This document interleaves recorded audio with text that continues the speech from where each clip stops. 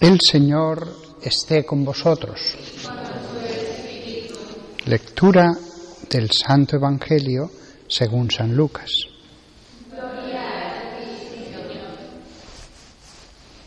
En aquel tiempo dijo Jesús a sus discípulos: comprended que si supiera el dueño de casa a qué hora viene el ladrón, velaría y no le dejaría abrir un boquete en casa.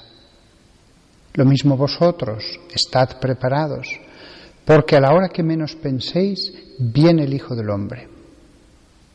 Pedro le dijo: Señor, ¿dices esta parábola por nosotros o por todos? Y el Señor dijo: ¿quién es el administrador fiel y prudente a quien el Señor pondrá al frente de su servidumbre para que reparta la ración de alimento a sus horas? Bienaventurado aquel criado a quien su Señor al llegar lo encuentre portándose así. En verdad os digo que lo pondrá al frente de todos sus bienes.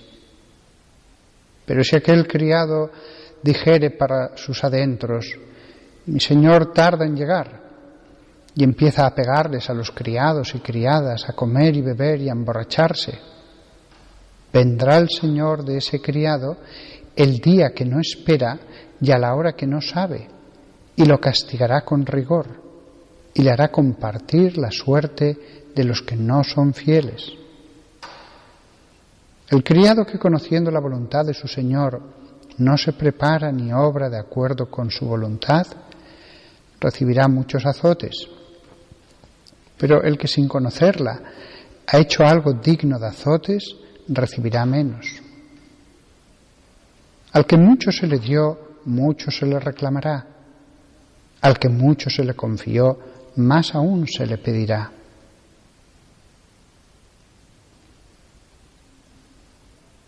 Palabra del Señor.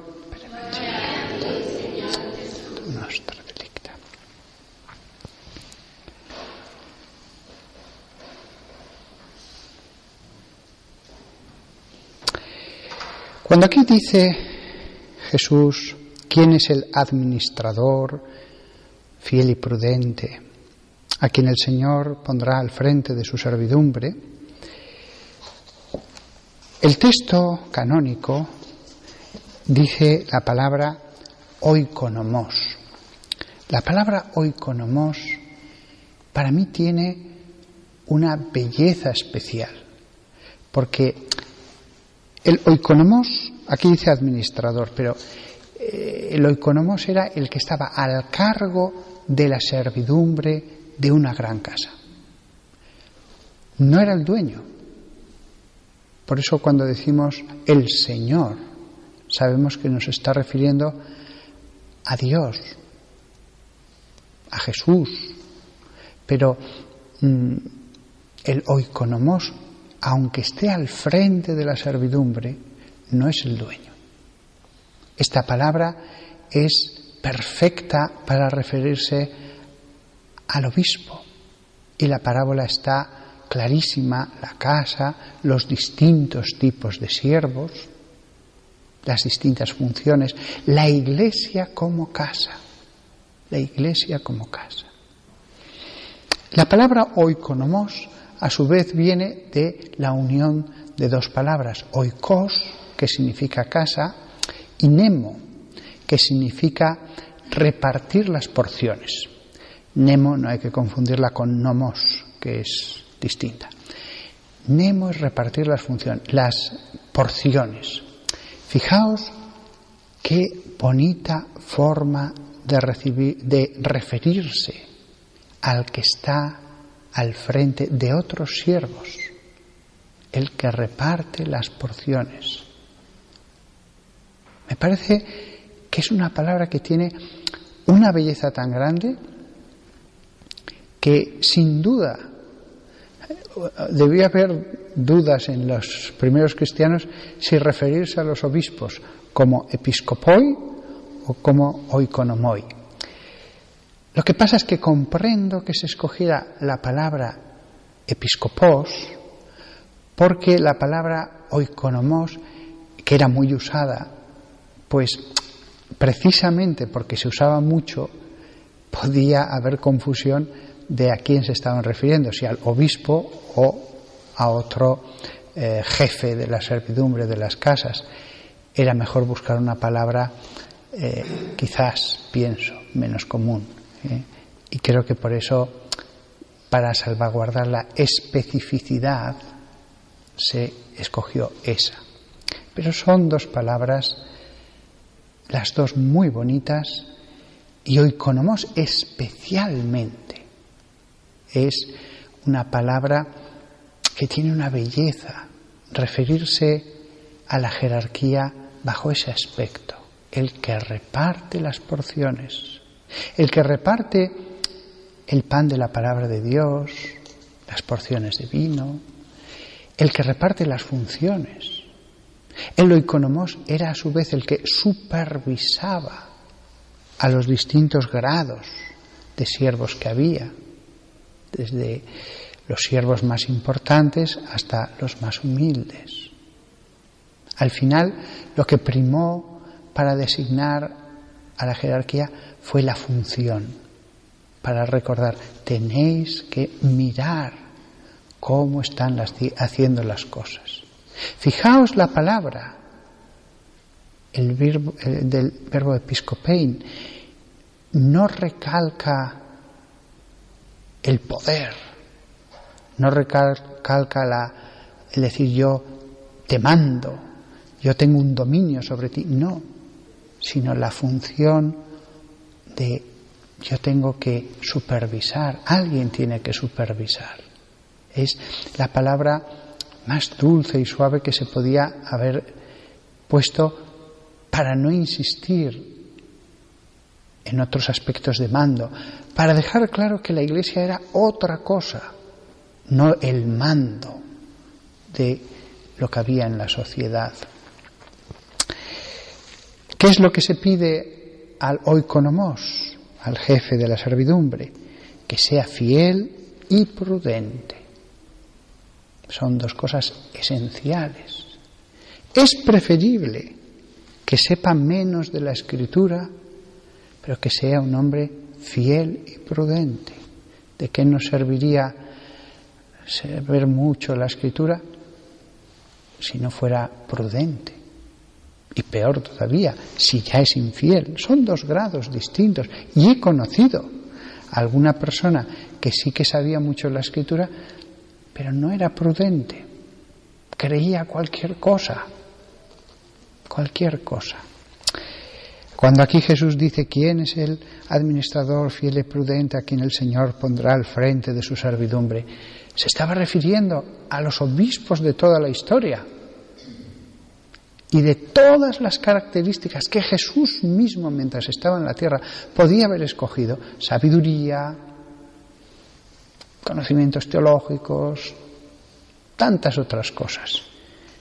Escoge la fidelidad y la prudencia. Mucho mejor, evidentemente, si sobre el oikonomos está la sabiduría. Mejor todavía si está la santidad, como una aureola, como una corona simbolizada en el solideo que está sobre su cabeza. El solideo como símbolo de ese algo que se ha posado sobre su cabeza. Todos los sacerdotes, casi nadie lo lleva, pueden llevar solideo negro. El solideo nació para abrigar la cabeza. Hay gente que tiene frío en la cabeza, yo no. Nunca tengo frío en la cabeza a pesar de mi calvicie. Pero el solideo nació porque hay gente que tiene frío. Y entonces, y hago una explicación. ¿Y por qué no se pone en boina? Porque en la iglesia uno se descubre. Entonces, cuando iban por la calle, sí, llevaban otro tipo de sombreros, lo que en España se llamaba la teja, pero en la iglesia se descubrían. Pero algunos tenían frío en el coro durante tantas horas, etcétera, canónigos, y entonces se ponían el solideo, con el que estar más abrigados. Pues bien, negro lo pueden llevar todos los sacerdotes, pero el del obispo es fucsia, es llamativo, Se supone que es un color bello, el fucsia. ¿Por qué? Para simbolizar que esa sabiduría que tiene que estar sobre la cabeza, siempre posada del sacerdote, en el caso del obispo, tiene que ser llamativa, tiene que ser preeminente. No digo eminente, sino entre todos los eminentes, el preeminente. Y eso no lo da el episcopado. O se es antes de recibir el misterio sagrado, o no lo da el sacramento. Del mismo modo que no por el hecho de ser bautizado uno recibe el contenido de la fe. El contenido de la fe, el conocimiento de lo que creemos, debe recibirse antes en el catecumenado, porque el sacramento no lo da. Es antes, cuando hay que enseñarle al catecúmeno en lo que creemos. La sabiduría tampoco la da el sacramento del orden, ni la prudencia, ni la fidelidad. Es al preeminente al que deberá otorgársele el poner encima la mitra. El sacramento le dará otras cosas, otras gracias. Pero fijaos que las palabras de Jesús, ¿quién es el administrador fiel y prudente a quien el Señor pondrá al frente de su servidumbre? Es algo humano, cualidades humanas. Es verdad que para una casa no hace falta más. Dios quiso que en su iglesia el oikonomos espiritual de una casa espiritual recibiera un misterio inmaterial en su alma, que es el sacramento en el tercer grado. No iba a ser solamente una designación, un nombramiento, iba a recibir un don sagrado.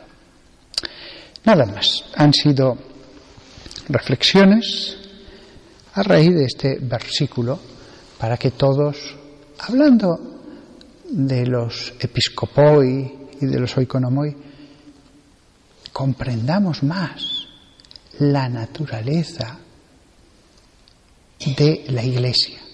Y comprendiendo más la naturaleza de la Iglesia, entendamos más nuestro lugar en ella, nuestra posición en ella, el modo de actuar en ella.